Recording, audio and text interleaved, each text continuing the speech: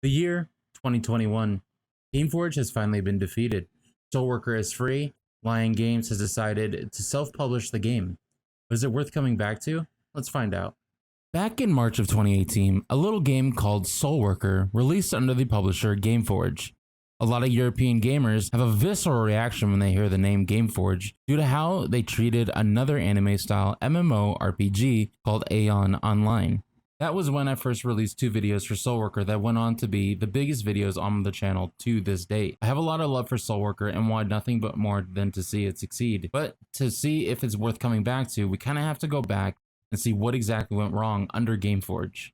When I first started playing Soulworker, I fell in love with the game's artistic style, music, and combat. All these positives can usually be seen coming out of games from Korea like Terra, Blatant Soul, Cabal Online, and Black Desert Online, just to name a few. But in order for us to enjoy these games, we have to follow the law of equivalent exchange with predatory microtransactions and zero communication with the developers.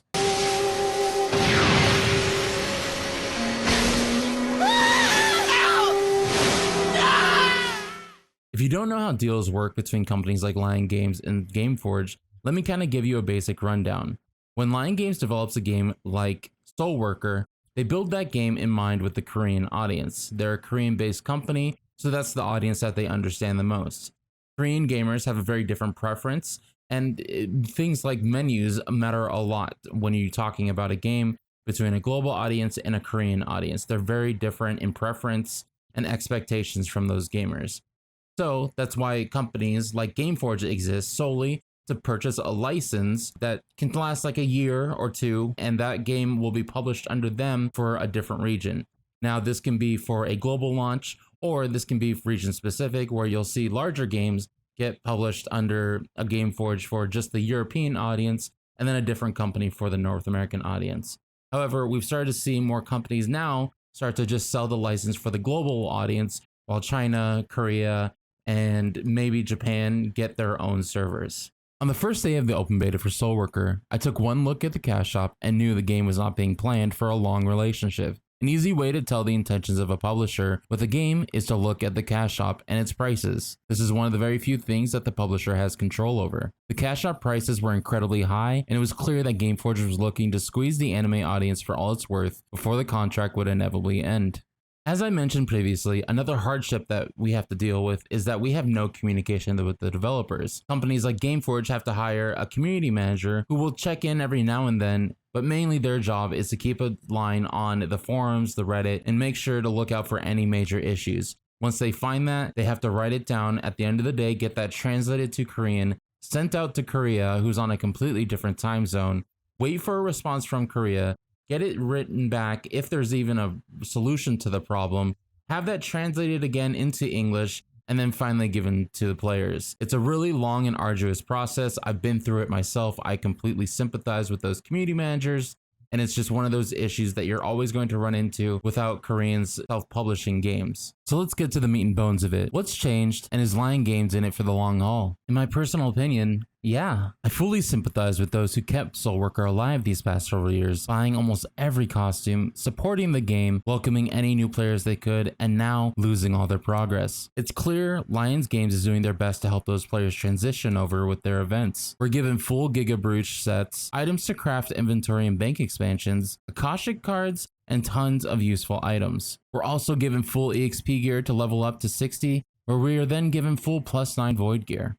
Lion Games also seemingly sympathizes with the loss of costumes by allowing you to choose one costume set to be given permanently. Not to mention, we're being merged with a server that was already ahead of us in content. F-Null is available immediately on release, who I've had an incredible amount of fun playing. She's a spear user who has a great AoE clear. Seemingly, with Lion Games being the publisher, we should be getting content on a much more regular basis that hopefully ends up meeting the Korean patch notes. Lion Games also stated that they would be soon releasing a new character, Lee Nabi, a sniper-wielding character that I'll link to the full video of in the description, and a raid called Violent Sun.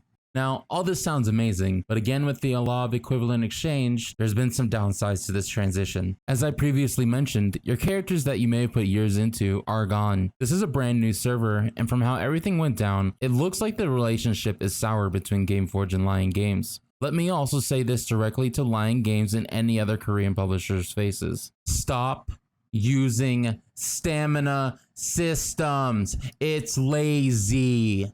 Stamina systems are a lazy tactic to force people to play the game at the developer's pace so that they can be given a larger window to release content. Fuck these systems. Keep them on mobile games and out of our PC games. They also built the system which actively encourages players to have alts. But in Lion Games version, bank inventories are not shared. Imagine building a moat around your house and then forgetting to build a fucking drawbridge.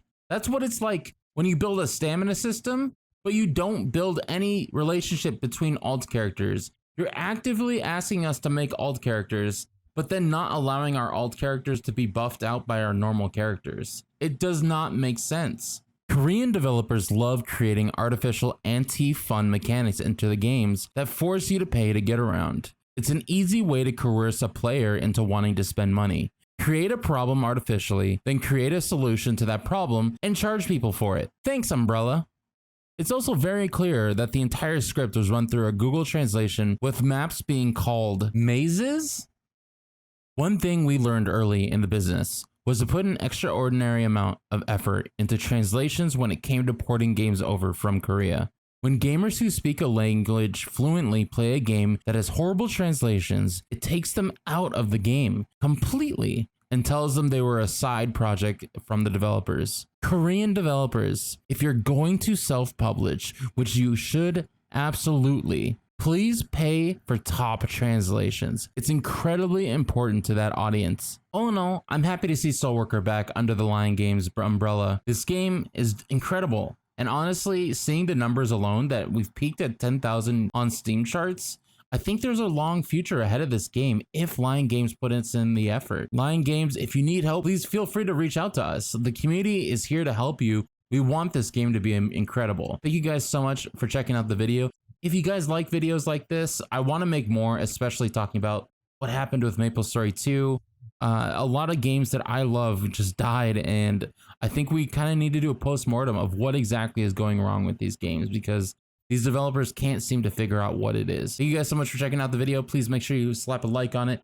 Make sure you sub to the channel. We're trying to hit 1,000 subs. I want to try and get partnered onto YouTube, and I want to start doing more on this channel. So let me know if you guys like these style of videos. I'll see you later. Peace out.